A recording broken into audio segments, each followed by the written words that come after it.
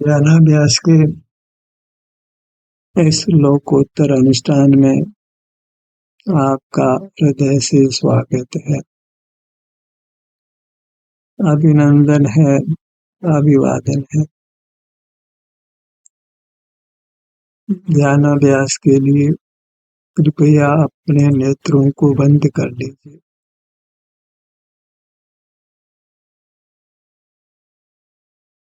बाहर का जानना सब व्यर्थ है, क्योंकि बाहर सुख नहीं है। भीतर अपना अनुभव होता है, वहाँ कुछ जानना नहीं। जानना बाह्य मूर्त पदार्थों का है, वे हमें अच्छे बुरे लगते हैं तो उनके प्रति राग द्वेष होता है। अच्छे लगते हैं तो भी आकुलता होती है, बुरे लगते हैं तो भी आकुलता होती है, क्योंकि निराकुलता केवल अपने स्वरूप के सन्मुख होने से होती है। केवल निराकुलता ही नहीं होती, हम अपूर्व सुख का अनुभव करते हैं। ध्यानाभ्यास का लक्ष्य एक ही है कि हम बाह्य पदार्थों को जानने को बुरा जाने, बहिर्मुखता को बुरा जाने।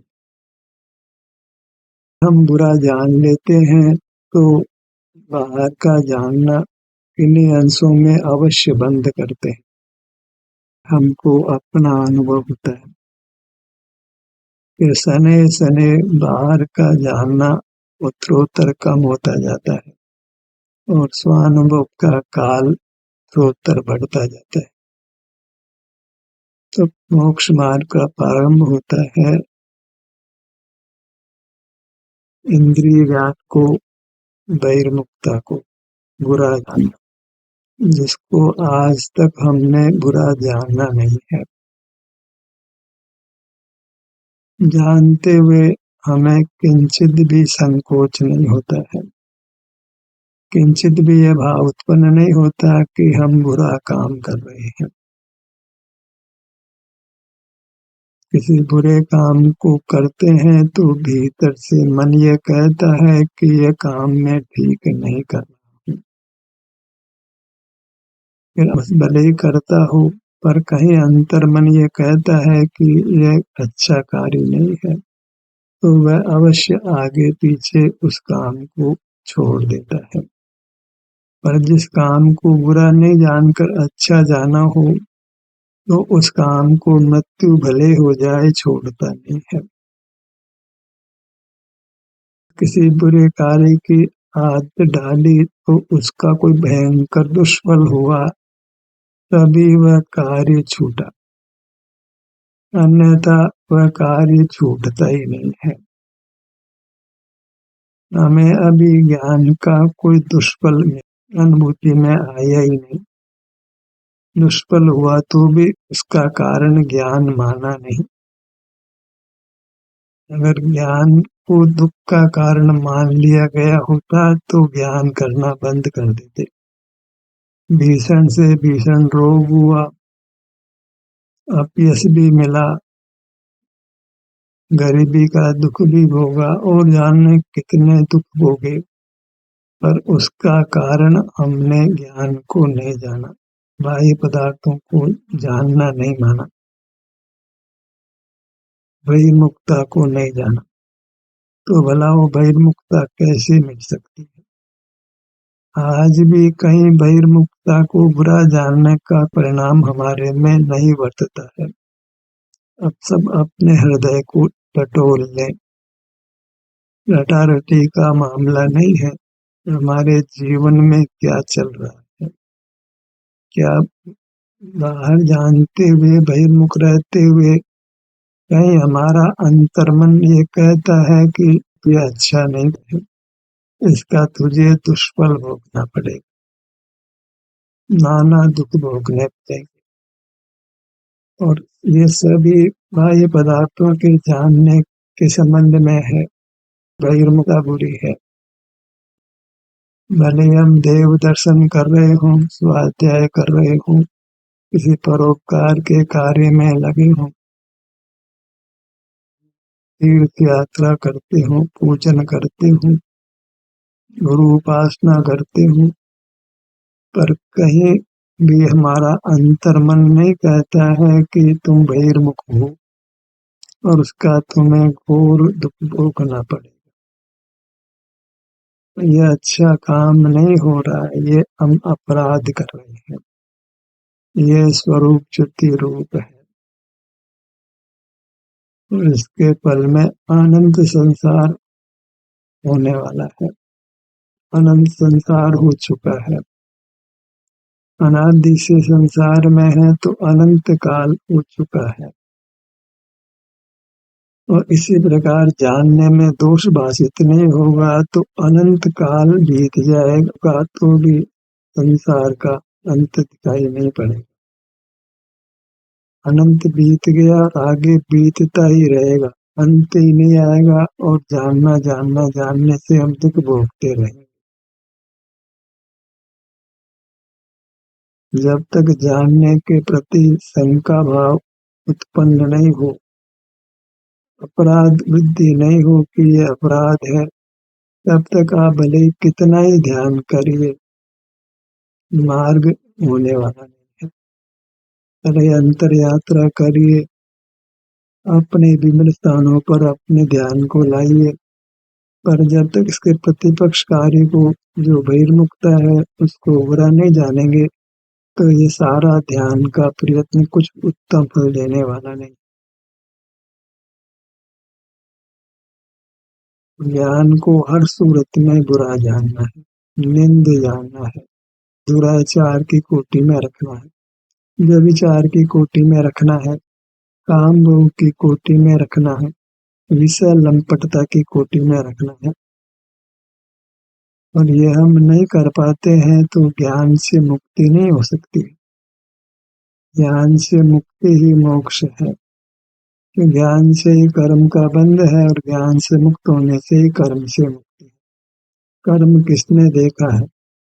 हम तो ज्ञान को देख रहे हैं, फिर प्रवृत्ति हो रही है, उसको ही मिटा सकते हैं। ज्ञान से मुक्त होना ही संसार के दुखों से मुक्त होना। कर्म तो किसी ने देखा नहीं है, सब युक्ति से ही कर्म की बात कर रहे हैं। अनुभव में तो ज्ञान और दुख ही आ रहा है। जब तक ज्ञान में खड़े रहेंगे दुख अनवरत रूप से होता रहेगा। तो हमें कर्मों का नाश नहीं करना है, हमें तो ज्ञान भाव का नाश करना है। तो ज्ञान भाव का नाश करेंगे तो सुख का उत्पाद होगा। तो ज्ञान के क्षय से मोक्ष होता है, ज्ञान के अभाव से मोक्ष होता है, ज्ञान पर विजय पाने से मोक्ष होता है। अभी तो राग आदि से मुक्त होना चाहते हैं, कर्मों से मुक्त होना चाहते हैं। ज्ञान से मुक्त हुए बिना दर्शन अर्थात शुद्ध उपयोग अर्थात सुख नहीं होता है। अब तो ज्ञान भाव में इतना कि पदार्थों को साक्षी भाव से जानो। जानना तो हमारा स्वभाव है। मैं दर्शन ज्ञान स्वभावी हूँ, मैं ज्ञानानंद स्वभावी हूँ, ज्ञाता दृष्टा हूँ, ज्ञायक हूँ। ज्ञान की निंदा में नहीं, हम ज्ञान की प्रशंसा में खड़े हैं। ज्ञान तो इंद्रिय ज्ञान ही है, क्योंकि मूर्त का ही जानना होता है। आज तक हमने एक भी अमूर्त पदार्थ को देखा नहीं है, जाना नहीं है। कोई भी ये कहने को सामने खड़ा नहीं है जो कहे कि मैं अमूर्त को जानता हूँ, मैंने अमूर्त मुझे ज्ञान में आता है। ज्ञान तो इंद्रियां है, उससे तो मूर्त ही जानने में आता है और कोई ज्ञान का साधन हमारे पास है भी नहीं। आंखों से देखते हैं, कानों से सुनते हैं। इस प्रकार जानने का व्यापार वह मूर्त के संबंध में या विचार करने रूप होता है। तो विचार में भी अंतर्मुक्ता नहीं होती, विचार में भी 100% बहिर्मुक्ता ही होती और बहिर्मुक्ता को ज्ञान संज्ञा है। तो हम न विचार को बुरा जानते हैं, न इंद्रिय ज्ञान को बुरा जानते हैं, न स्मृति ज्ञान को बुरा जानते हैं। हम तो ज्ञान की प्रशंसा में खड़े, ज्ञान को अमृत रूप जानते, मोक्ष का कारण मानते। एक तरफ तो ज्ञान को इंद्रिय ज्ञान कहते हैं, दूसरी तरफ उसी ज्ञान से मोक्ष होना मानते। दूसरा कोई ज्ञान होता नहीं है। ज्ञान के प्रति निंद भाव में ही मोक्ष मार्ग की उत्पत्ति होती है। ये ज्ञान नहीं है तो अनुभव है, और वो मोक्ष का मार्ग है। ज्ञान का निरोध करने पर जीव खाली नहीं हो जाता है, पर्याय बिना नहीं होता। उपयोग तो कोई न कोई अवश्य होता है। जब ज्ञानोपयोग नहीं है तो दर्शनोपयोग। दर्शनोपयोग अर्थात आत्म प्रकाशन है। आत्म प्रकाशन सुख रूप होता है, कारण कि आत्मा सुख स्वभाविक है। तो एक तरफ तो सुख है और दूसरी तरफ दुख है। उस दुख को ही हमने सुख माना है। इंद्रिय ज्ञान में हो तो रहा है दुख, हमको भ्रम से लग रहा है सुख, क्योंकि अधिक दुख के सामने अल्प दुख सुख सा लगता है, पर वह तो दुख का दुख ही। यहाँ बहिर्मुक्त है तो कभी तीव्र दुख होता है तो दुख मंद हो जाता है तो लगता है सुख हो गया। 104 डिग्री बुखार से घटकर के 100 डिग्री बुखार हो जाए तो ऐसा लगता है कि मैं ठीक हो गया, पर ठीक तो नहीं हुआ। सर्दी के मौसम में थोड़ी सर्दी कम होती है तो हमको बहुत खुशी होती है, हालांकि ठंड तो अभी भी है। ऐसी कुछ स्थिति ज्ञान में होती है। ज्ञान में कभी तीव्र राग द्वेष का विषय नहीं होता है तो ऐसा लगता है कि मैं वीतराग हो गया, पर वीतरागता तो बिल्कुल नहीं। हम किसी पदार्थ को जानते हुए ऐसा लगता है कि मैं केवल उसको साक्षी भाव से जाना, पर प्रथम क्षण में ही राग द्वेष का कोई भाव हुए बिना नहीं रहता। वजन कंधे पर रखते हैं तो प्रथम तो ऐसा लगता है जैसे कोई वजन रखा ही नहीं, पर थोड़ी देर में ही लगता है कंधा दुख रहा है, भारी वजन हम लेकर चल रहे हैं। उसी वजन को उठाकर दूसरे कंधे पर रखते हैं तो ऐसा लगता है जैसे वजन छूट गया हो। प्रथम क्षण में हमको ऐसा लगता नहीं है ज्ञान में कि दुख हुआ है, राग द्वेष हुआ है, पर राग द्वेष तो पहले ही बहिर्मुखता के क्षण में हो जाता है और हम उसको बुरा नहीं जानते, तो खड़े रहते हैं। इतने में तीव्र राग द्वेष का पकड़ना होता है, तीव्र कर्म का बंद हो जाता है और हमारा जोर कुछ नहीं चलता है। समय रहते ही जो चेत जाता है तो वह संसार सागर को पार हो जाता है।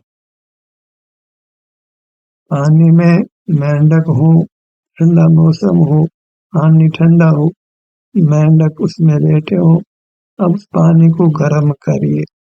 धीरे धीरे पानी गर्म होता है तो मेंढक को अच्छा लगता है, मेंढक उसमें बना रहता है।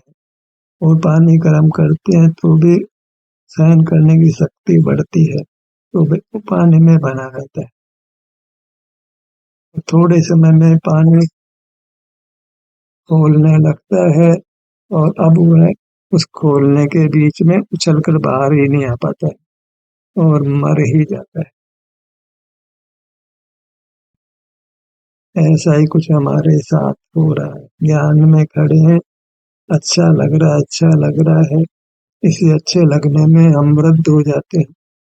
राग द्वेष तीव्र भी होते हैं तो कषाय भी होती है और अपने उस ज्ञान भाव को नहीं छोड़ पाते हैं और अंतोगत्वा मरण को ही प्राप्त हो जाते हैं। अनंत काल बीत गया है और हम बिल्कुल भी सुधरे नहीं हैं। ज्ञान भाव के प्रति कभी अरोचक भाव हुआ नहीं है। ध्यान तो स्वयं भी हो जाएगा, ज्ञान में नहीं होंगे तो ध्यान में ही होंगे। तो ध्यान के गीत गाना भी इतना महत्वपूर्ण नहीं है जितना इंद्रिय ज्ञान के प्रति निंद भाव लाना। कारण कि ये जानना अनादि से चल रहा है। ज्ञानावरण के छोटे से ज्ञान होता है, यह तो कोलाहल मात्र है। अनादि से ही अहेतुक रूप से आप जान रहे हो। अनादि से ज्ञान को बुरा जाना नहीं है, कारण कोई नहीं है, तुम्हारा ही अनादि विभाव स्वभाव है कि तुम ज्ञान कर रहे हो, ज्ञान को बुरा जाना नहीं है और वही करते जा रहे हो। उसको अपना स्वभाव मान के, जीवन का स्वरूप मान करके ज्ञान ये कर रहे हो। ज्ञान से आजीविका करते हो, ज्ञान से परिवार का पालन पोषण करते हो, ज्ञान से देव दर्शन पूजन तीर्थ यात्रा करते हो। सब कुछ ज्ञान धारावाही रूप से चल रहा है। भले ही तुम अब ज्ञान को अपना स्वरूप मत मानो, स्वभाव मत मानो, पर अंदर से जो निंद भाव आना चाहिए उसकी कमी है, उसको हमें स्वीकार करना ही पड़ेगा। ज्ञान का अंश भी बुरा है। पानी जब गर्म होने लगा तो मेंढक को जानना चाहिए कि गर्माश प्राण लेगी। प्रथम गर्म होने का क्षण भी है वही खराब है, उसको कूद कर बाहर आ जाना चाहिए। ज्ञान की पहली कणिका ही बुरी है, तभी हमको ज्ञान को छोड़ देना चाहिए। तो बार बार एक विषय को ग्रहण करते हुए फिर आकुलता होने लगती है। इस आकुलता में मर जाता है, पर ज्ञान भाव को नहीं छोड़ पाता। ज्ञान को निंद ही निर्मित नहीं कर पाता है, ज्ञान में ही खड़ा रहता है। जैन शासन आपको जैन नाम देता है, परमात्मा को जिन कहता है, जिनेन्द्र कहता है। उसका तात्पर्य यही है कि उन्होंने ज्ञान को निंद जानकर पूरी तरह ज्ञान पर विजय प्राप्त की। सकल ज्ञान ही निंद है, उस ज्ञान का तो अणु मात्र भी बुरा है। ऐसा भाव भीतर जागृत हो तो जानने की जो उत्सुकता है, देश में क्या हो रहा है, गांव में क्या हो रहा है, कौन क्या कह रहा है, कैसे धन कमाया जाता है, कैसे बच्चों का पालन पोषण होता है, कैसे खाना बनता है, सब जानने की उत्सुकता है। हवाई जहाज कैसे उड़ता है, कार कैसे चलाई जाती है, सब विद्याओं के अर्जन में लगे हैं। ऑफिस का काम कैसे करते हैं, नाना प्रकार के ज्ञान से ही हम जी रहे हैं। जिस ज्ञान से हम जी रहे हैं, उस ज्ञान को पूरा कैसे जाना जा सकता है, तो छोड़ भी कैसे सकते हैं, ज्ञान पर विजय भी कैसे पा सकते हैं। ज्ञान का अल्पांश भी, जगन्य अंश भी बुरा है।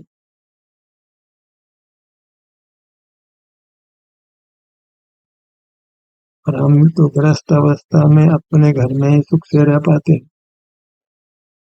अपने घर में रहते हुए ज्ञान को बुरा जानते हैं तो अपने में होने लगते हैं। और वही काम हमको करना है, प्रधानता से एक बात करना है कि ज्ञान को बुरा जानना है, चाहे वो ज्ञान कैसा भी क्यों न हो, चाहे जिन प्रतिमा के दर्शन रूप हो कि शास्त्र श्रवण करने रूप, शास्त्र पठन करने रूप हो, विचार करने रूप हो, भूतकाल के स्मरण करने रूप, जाति स्मरण रूप हो, अवधि ज्ञान हो कि मन प्रिय ज्ञान हो, कोई कंप्यूटर का नॉलेज हो कि इंजीनियरिंग का हो कि डॉक्टरी का हो चाहे बैरिस्ट्री का हो, सब ज्ञान बुरे हैं। आजीविका, परिवार का पालन पोषण, व्यापार करने का ज्ञान, उद्योग चलाने का ज्ञान, नाना प्रकार की कलाएं, सब बुरा है। एक अनुभव की कला ही अच्छी। अनुभव की कला तो ज्ञान के निरोध से स्वयं उत्पन्न हो जाती है। यह ज्ञान को बुरा जाना, ज्ञान करना बंद किया तो अनुभव स्वयं होता है, क्योंकि जीव परिणाम बिना नहीं रहता। इसको ये प्रति समय परिणाम रहता हो कि ज्ञान बुरा है, मुझे ज्ञान नहीं करना है, तो फिर ध्यान होना ही है और शीघ्र शीघ्र वह ज्ञान को छोड़कर अनुभव में आएगा, अपने आप ही वो स्थिति बनने वाली।